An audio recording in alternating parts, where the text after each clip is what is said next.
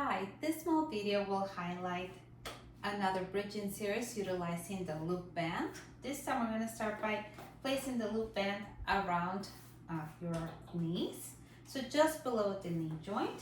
We will begin laying down onto our back again, bringing your feet close towards your sits bones, and this time instead of having the feet sits bones distance apart, I actually want you to take a little step out and have them be in line with your hips. This is gonna make you feel like your knees are gonna cave in a little bit, so I want you to activate your abductors, your outer hip muscles, outer thigh muscles, and gently put a little bit of tension into that mat. Make sure that the back of your neck, it's nice and long, feeling the bridge of your nose down into the mat and your ribs connected. From here, we can have our fingertips up to the ceiling, collarbones wide, little gentle press out into the band. And let's start with those 4 articulated bridges, just getting that spine to move. Unless if you've been doing this as part of another loop bridge series, your spine might already be pretty warm. And then thinking of bringing that pivot bone towards the nose, getting rid of any space below the small of your back as you lift and lower. 2 more of these. Finding your breath. Checking with your neck. Finding the connection from your heels to your seat. And then as we travel the hips back up, we come to hold there.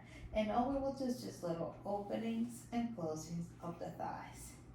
Be mindful that you feel both parts of your hips and outer glutes working evenly.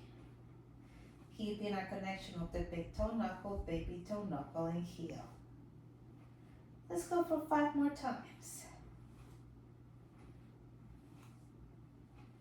In 2, in 1. From here we could add a little pulse of the hip up to the ceiling, down, up, up. So maintaining that outward pressure on the band. For 5, in 4, in 3, checking with your ribs, 2, 1, holding it up there, and then how about another 10 little squeezes of the band out for 10, 9,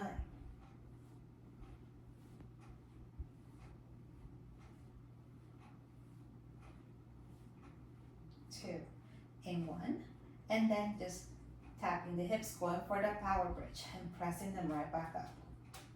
Press.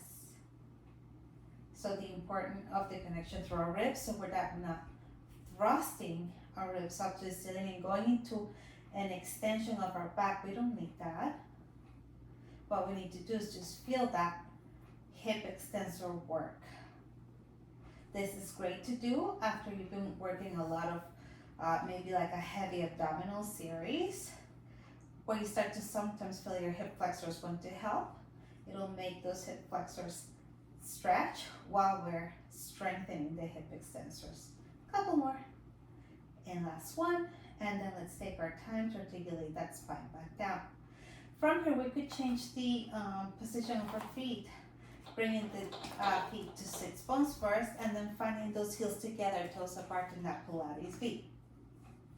Again, make sure that your spine's in a good spot. I like to keep my upper arms down so that my collarbones stay relatively wide and I don't shrug, and to check with my neck again.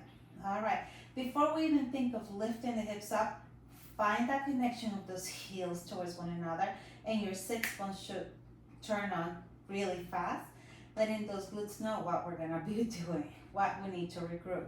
And then from here, we could just lift the hips, tap the hips down. Again, I like to play with more of a power bridge. Once my back's kind of happy and my spine's happy, you could articulate them. Let's go for a total of 10, so we have 2 more. As we come up to stay, we could be pretty similar to what we were doing before, as we just open and close. It's almost like a bridge and a clam together. Let's go for 5 and 4. And again, really thinking of the connection of those heels. And last one. And then we could bring the spine back down. Another variation we could do here would be, again, to find your bridge. Perhaps add a little heel lift, and then we could add that little opening and closing of the thighs again. Kind of makes those calves a little bit chatty or happy they joined the party. And 2, and 1. Maybe we could add little pulses up. 10, 9, 8. Ooh, my tushy, it's definitely feeling the work.